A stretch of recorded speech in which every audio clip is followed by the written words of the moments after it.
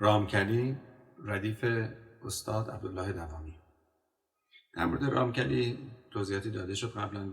واژه هندی هست، معمولا بر وزن مضارع، مفعول و فاعلات و مفاعیل و فاعلون شکل میگیره.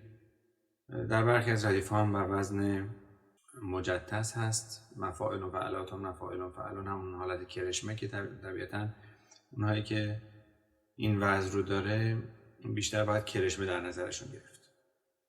در ردیف استاد عبدالله دوامی می‌بینیم که هیچ کدوم از این وزن‌ها رعایت نشده و تنها گردش ملودی مهمه. بنده هم اعتقاد دارم که رامکلی جزو گوشه‌هایی هست که حالت آوازگونه ریتمیکی داره، نه حالت ریتمیکی که بشه باهاش پا زد، ولی انگار وزن داره، ولی وزنش آنچنان مهم نیست که چی باشه.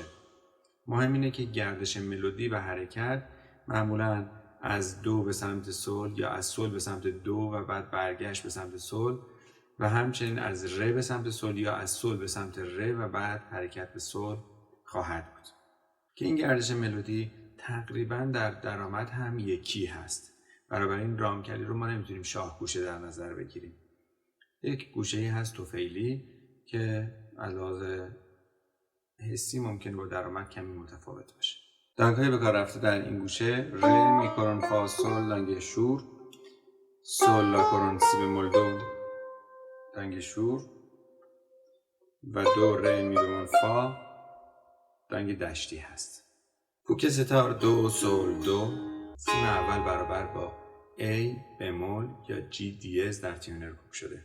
سل دو لا سی سل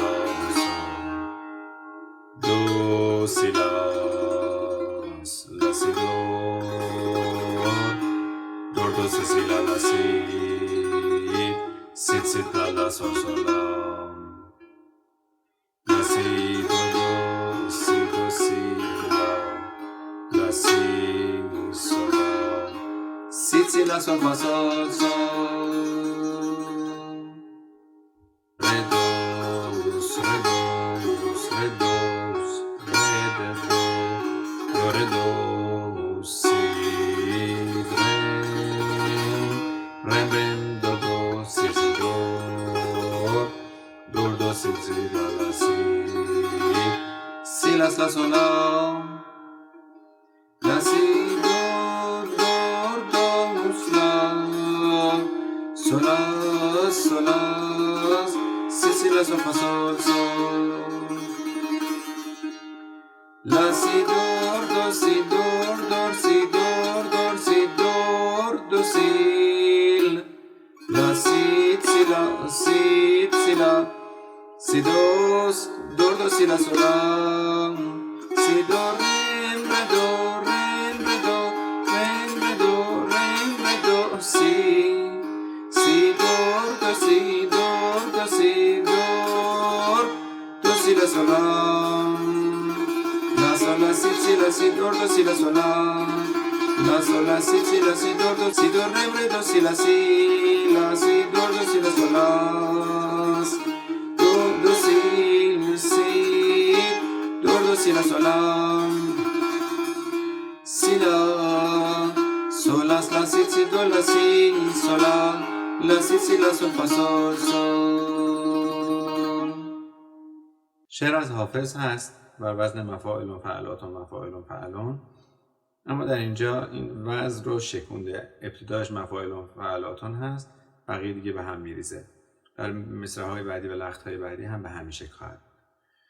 حرکت از سل به دو، سل دو لا سی سولا سول دو سی لا سی دور.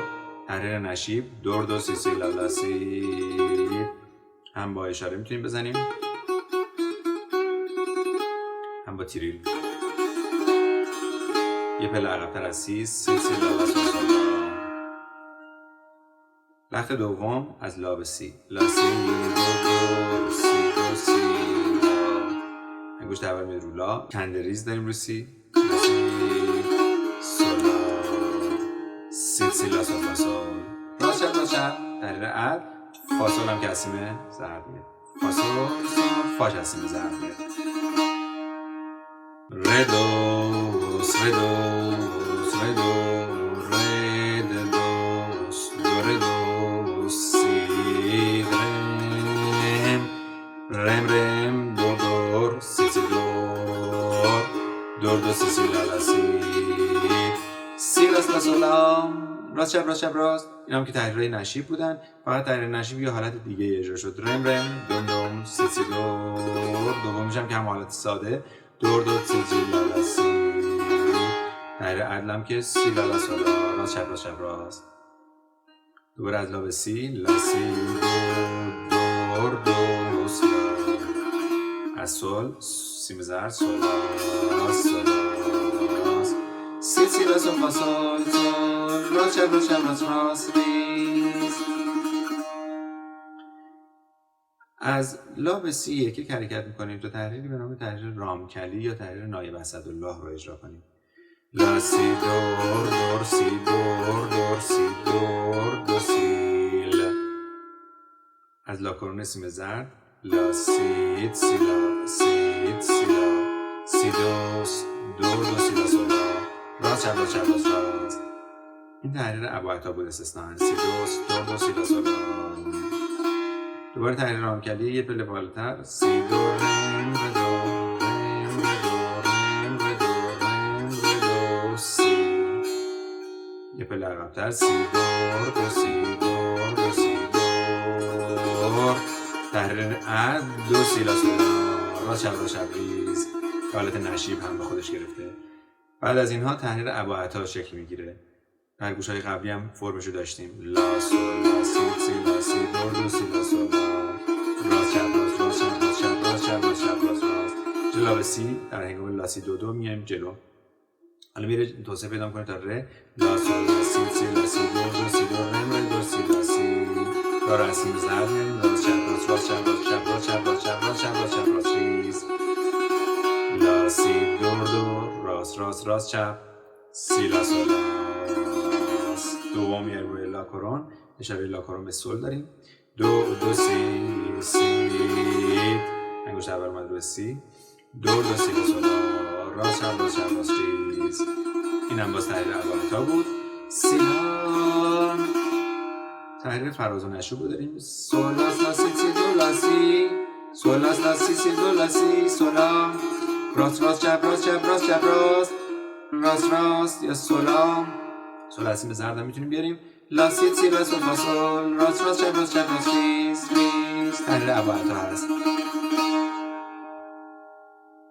به حسن خلق توان کرد صید اهل نظر.